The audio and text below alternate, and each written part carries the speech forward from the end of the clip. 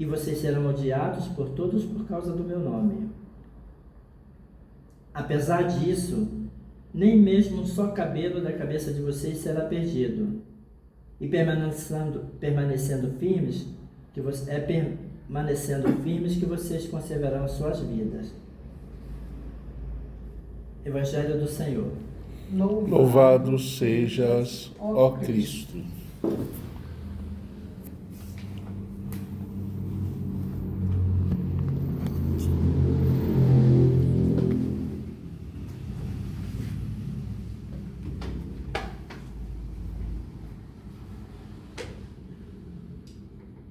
Em nome do Pai, do Filho e do Espírito Santo.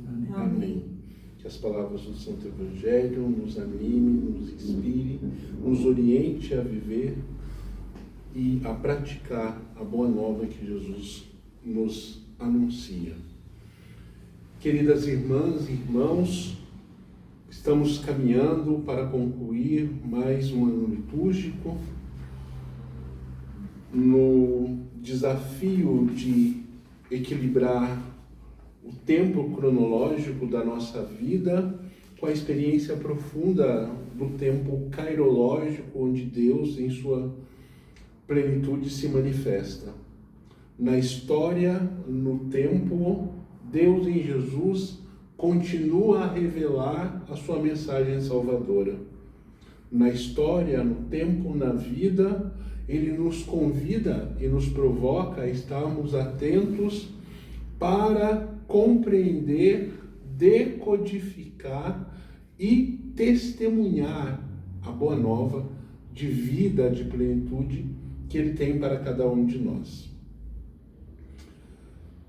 Portanto, precisamos estar atentos e alertas, preparar para celebrar o Cristo ressurreto, o amor que em nós e conosco sempre vence.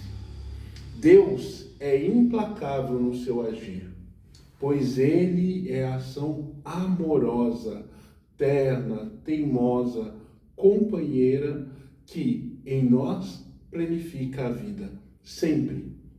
Por isso, o profeta Malaquias nos recorda que no dia do Senhor a justiça de Deus há de se planificar. Coisas profundas, subversivas hão de acontecer, mas na medida do amor e da justiça de Deus, que aponta para o enfrentamento, a denúncia das mãos que fere e machuca e despe o teu povo de dignidade. É nesta realidade dura que a profecia se faz urgente e necessária. A verdadeira profecia é, antes de tudo, um abrir dos olhos da comunidade. Não para impor medo, não para acuar, mas para sussurrar esperança. É reavaliar a vida na perspectiva de Deus. É uma profecia que ilumina o tempo presente, clarifica a nossa percepção acerca da realidade e aquilo que ela nos interpela, a partir dos seus desafios e contradições. E aí vai nos animando, vai nos recordando, vai iluminando a nossa ação de tal forma que a esperança possa florescer. Esperança que é concretude do amor de Deus que se faz ação transformadora no mundo com a gente. E assim nos ajuda, nele e com ele, a produzir as mudanças necessárias. É fato que quando nós vivemos imersos em profundo produtos que a opressão produz, o sofrimento, a dor, a incerteza, o desemprego, a insegurança, há uma tendência primeira de deixarmos nos levar pela desesperança. Parece que não há mais saída. Onde está Deus quando os maus prevalecem? Com quem Deus está, afinal? O salmista, no Antigo Testamento, em vários momentos fizeram essa pergunta. E a resposta foi sempre a mesma. Deus vai se mostrar, Deus vai se revelar sempre do lado de quem sofre. Deus que em Jesus se revela o seu rosto, tem um lado, tem uma opção. É do lado dos pobres, é com os pobres, é com os marginalizados. Deus deixa-se afetar pelas dores que machucam o seu povo. Deus move, Deus age, Deus inclina, como o texto de Êxodo nos lembra. Eu ouvi a opressão do meu povo. Eu deixei-me afetar pelo gemido e clamor. Eu me inclinei para libertá-los. O nosso Deus é um Deus de ação. O nosso Deus é um Deus que caminha conosco.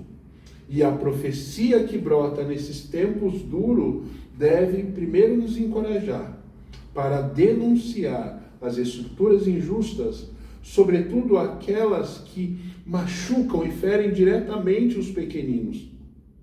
Depois, também deve nos ajudar, enquanto comunidade de fé, a encontrar no seio da comunidade os instrumentos necessários para que nós possamos resistir. Ao perceber que há na vida da comunidade, na dinâmica dessa comunidade que se nutre na palavra e no amor, uma verdade absoluta. Deus é com a gente. Nele nós somos, por Ele e com Ele nos movemos em profunda comunhão de amor, escuta, diálogo, perdão e acolhida. Por isso que nós, povo de Deus, precisamos assumir e reafirmar nossa identidade. Nós somos um povo em que Deus nos libertou de forma definitiva. Nos tirou da garra do opressor, caminhou conosco e nos guiou pelo deserto da vida, nos organizou enquanto filhos e filhas eleitos, nos preparou para entrar na terra prometida, na terra de fartura da vida plena que Ele tanto almejou para cada um e para cada uma de nós. Acessar essa nova realidade exige de nós um processo constante de conversão. É preciso nos livrarmos das amarras da opressão, do pensamento do opressor, dos instrumentos de violação de direito que o opressor insiste em incutir em nós. Para isso, o nosso horizonte é sempre o Cristo. Ele é nosso referencial de bondade, de fé, de acolhida, de humanidade. É nele que o novo se faz. Com ele nos irmanamos no amor e deixamos-nos guiar na prática da solidariedade e da fraternidade, de tal modo que a semente da vida e da esperança possa constantemente florescer. Ser cristão, ser cristã neste mundo tão adoecido, neste mundo cada vez mais individualista, nesse mundo que busca cada vez mais se fechar, é, sem dúvida nenhuma, a grande missão. É o desafio da ordem do dia, é o grande testemunho martirial a qual nós somos chamados a viver e ser. Aqueles e aquelas que conosco convivem devem enxergar em nós as ações amorosas e libertadoras do próprio Jesus. Assim, assumir uma atitude meramente pessimista ou acomodada não tem nada a ver com o nosso ethos cristão. Viver a plenitude do nosso batismo, viver a missão que assumimos com Cristo, é responder com coragem e confiança ao chamado que Deus constantemente nos faz. Vem e segue-me. É atualizar a nossa vida, as nossas atitudes, nossos valores e princípios no próprio ethos do Filho amado Jesus Cristo. É ser o agir de Jesus no mundo, sempre atentos aos sinais, clamores, gemidos e sussurros dos nossos irmãos e da criação. Por isso, o apóstolo Paulo é radical em sua exortação, ao lembrar que a salvação não está dada, simplesmente porque se repete em plenos pulmões. Nós cremos em Jesus, nós somos de Deus. Senhor, Senhor. Só isso não nos basta para que sejamos merecedores do reino. O dia do Senhor chegará, ele está vindo. Mas quando? Nós não sabemos. Somente quem sabe e conhece é o Pai que está no céu e o Filho, cujo carinho profundo o Pai revelou. A nós, portanto, o que devemos fazer? É continuar vivendo a nossa vida. É guiar a nossa existência e as nossas relações naquilo que é fundamental e que sustenta a plenitude da beleza do reino de Deus. O reino é nosso? Sim, Deus em Jesus isso nos prometeu. Aguardar a volta de Jesus também. Precisamos estar atentos e vigilantes, como nos lembra o evangelista Mateus. É preciso ter a atitude das virgens prudentes, com as suas lâmpadas acesas, aguardando, com esperança e com alegria, a volta do esposo amado. Mas não numa atitude paralisante. Não é cruzar os braços, sentar no canto, apartado do mundo e da realidade, e esperar esse dia mágico chegar. Muito pelo contrário. É porque o dia do Senhor nos vem, é porque Ele está próximo que nós devemos nos animar, organizar e conduzir a nossa vida, o nosso ser, o nosso fazer, o nosso celebrar, o nosso trabalho e todas as nossas relações. Tudo isso, tudo em nós deve apontar para a chegada do dia do Senhor. Ou seja, como nos lembrava Paulo Freire, é esperançar. Viver a alegria e o otimismo do reino de Deus, que se faz realidade concreta já, aqui e agora, conosco, mas sem perder o horizonte da vida, sem desconectar os pés da realidade, que muitas vezes é dura e nos machuca. É ter os olhos abertos no futuro, mas a certeza de que estamos paulatinamente caminhando neste grande mutirão de amor e de resistência para que o futuro se concretize. O Senhor está aqui, nós afirmamos isso cotidianamente. Ele está no nosso meio e, mais ainda, se move em nós porque o seu Espírito está conosco. Deus em Jesus é a ação concreta, encarnada e atuante na nossa história. Ele constantemente age e se move em nós, através da potência libertadora do seu Santo Espírito.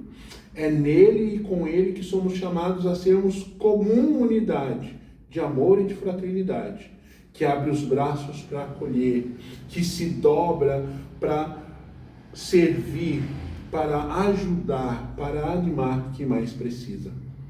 Na liberdade e na simplicidade, tendo como referência a plenitude da vida, a defesa da dignidade dos nossos irmãos e irmãs, e mais do que nunca, o cuidado responsável, concreto da casa comum. Pois bem, devemos então sempre nos perguntar: como podemos paralisar diante dos apelos e clamores de quem sofre? Como ser insensível ou não, ou simplesmente se acomodar diante de tanta dor e tristeza? Gritam nossas irmãs e irmãos, clama por socorro os pequenos caídos e marginalizados. A Mãe Terra, nossa casa comum, sussurra, geme em agonia, constantemente atacada, ferida, vilipendiada. É a violência institucional posta na nossa realidade como um valor quase que absoluto. Violência de um Estado racista, elitista, que ataca, criminaliza, persegue e mata os pretos, pobres e periféricos. Pois historicamente se convenceu de que os nossos corpos pretos são ainda hoje uma ameaça. É a perversidade sem tamanho do machismo e do patriarcado que avança sobre os corpos femininos com todo tipo de violência, sem pedir licença, sem respeitar sua individualidade, sem respeitar os seus direitos plenos. É a sanha imparável, insaciável e irracional do capital, que avança sobre os bens da criação, dom de Deus, fruto do seu coração plenamente amoroso, dado a nós no intuito de cuidar, de zelar, de manter a obra criativa e criadora. Essa força que o capitalismo faz sobre a criação arrasa, destrói, queima, mata, polui. Em nome do lucro da acumulação, vendido com um discurso falacioso de desenvolvimento sustentável. A COP30 está aí, acontecendo em nossas terras, mas os desafios também se colocam a nós. Quais são as vozes que serão ouvidas neste espaço? Quais são os saberes que devem ser valorizados nesse espaço tão potente de discussão? Os povos tradicionais, as culturas quilombolas, as comunidades ribeirinhas estão à margem da COP. Os portões estão fechados, eles não conseguem acessar. Os grandes capitalistas, os senhores das empresas, esses que estão discutindo a questão do meio ambiente. Mas não deveria ser o povo, na perspectiva do cuidado, do zelo com a criação, a apontar os desafios e necessidades? Ora, a palavra de Deus nos desafia. E a tradição da espiritualidade e da teologia anglicana nos aponta um caminho e um horizonte para a nossa ação no mundo. A razão, o conhecimento e o discernimento, no seio da vida da nossa comunidade, unida e nutrida pela sua palavra, iluminada pela herança da tradição, nos aponta o caminho para a gente se proteger, para a gente se fortalecer e não cair no discurso mentiroso que tanto engana o nosso povo. Por isso que Jesus, no Evangelho de Lucas, alerta que tudo aquilo que não está aliançado com o projeto libertador e amoroso de Deus Pai, um dia será derrotado. Terá o seu fim, cairá. Ora, a comunidade de Lucas está revisitando os ataques e o avanço do Império Romano e está buscando resposta para resistir. Por isso, vai, na memória da ação de Jesus, intentar o caminho perfeito para se manter unida, como comunidade, para testemunhar a ação de Deus que age no meio desta comunidade e que dá a elas e também dá a nós hoje as condições para avançarmos. Quando a religião deixa de comunicar as verdades profundas que revelam a bondade de Deus, que apontam para a defesa da justiça, para a ética, para a dignidade humana, que deixa de lado a primazia da vida, esta religião torna-se um instrumento de opressão. Também por isso ela cairá.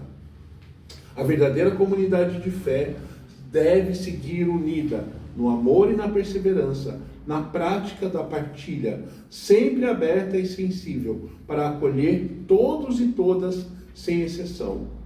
A verdadeira comunidade aliançada em Jesus deve fomentar a bondade, é guiada pela ternura e pela coerência, vive cotidianamente a profecia da esperança com coragem, enfrenta os desafios, não tem medo da perseguição, se mantém firme diante da violência do opressor e anuncia com coragem e alegria que Deus é com a gente, Ele nos conduz, Ele nos move.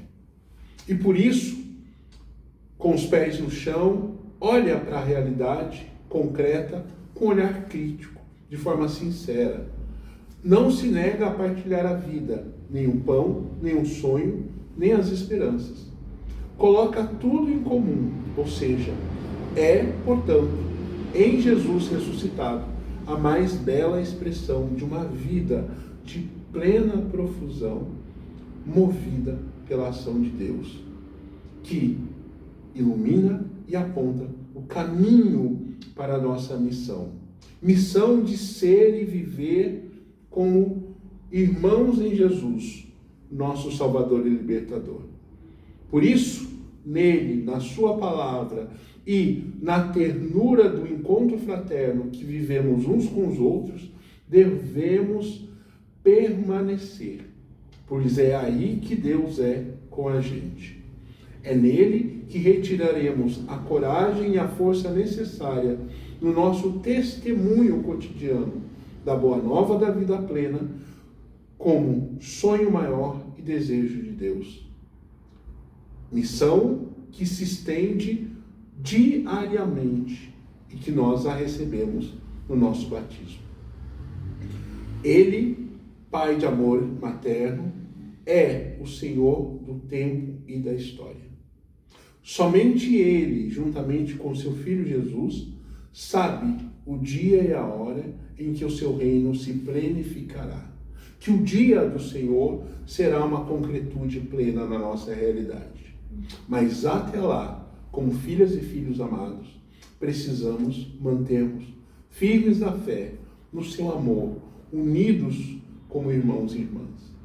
E no mundo, testemunhar, anunciar e apontar o caminho para a construção do reino da vida, confiando na bondade de Deus para conosco e reafirmar Cristo Jesus ressurreto, que orienta a nossa comunidade e orienta e fortalece a nossa caminhada de fé, como lugar privilegiado onde o ressuscitado manifesta, entra, revela o seu coração aberto, sopra sobre nós o seu Espírito e nos envia no mundo em missão. Por fim, até que a hora do julgamento venha, no tempo de Deus, a qual só Ele conhece, guiemos a nossa vida sobre os critérios do Evangelho. Os critérios estão postos, apontam a direção da nossa caminhada, como reafirma as bem-aventuranças e, mais ainda, o texto radical do Evangelho de Mateus, capítulo 25. Mover-se pelo Espírito Santo, guiar no mundo a nossa ação e a nossa vida, é ser gesto concreto que refaz a dignidade dos nossos irmãos e irmãs. É ser na vida do outro a ação restauradora, curativa, libertadora de Deus, que devolve a dignidade. É a força profética e potente do Espírito Santo que age em nós, que move-nos em direção uns dos outros, que nos aliança, nos irmana no cuidado com a vida dos pequenos e pequenas e no cuidado necessário, urgente e responsável da casa comum. Deus continuará a agir da nossa história. Ele é companheiro de caminhada e de libertação. Ele nunca nos abandonará. E, nesta certeza, que nós devemos continuar caminhando. Não é no medo do fim dos tempos. Não é no medo diante da força da truculência e dos instrumentos de violência dos opressores. Estes terão o seu fim. Nós, se permanecermos em Deus, caminharemos com esperança e alegria, com fé no infinito que nos aponta para a eternidade, mas que edifica no meio das nossas comunidades, as bases inabaladas da vida construída em plenitude, de uma vida orientada por Deus e para Deus. Aqui, agora e no hoje de nossa história. Sigamos com alegria e com esperança, irmãos e irmãs. Confiemos na bondade de Deus. Confiemos na força da comunidade reunida, no pão partilhado no altar, na palavra socializada, provocada, florescendo vida e libertação para todos nós. E e que o Cristo ressurreto continue a reafirmar, a cantar na nossa alegria e na vida, que a vida plena enfim venceu. Amém. Amém.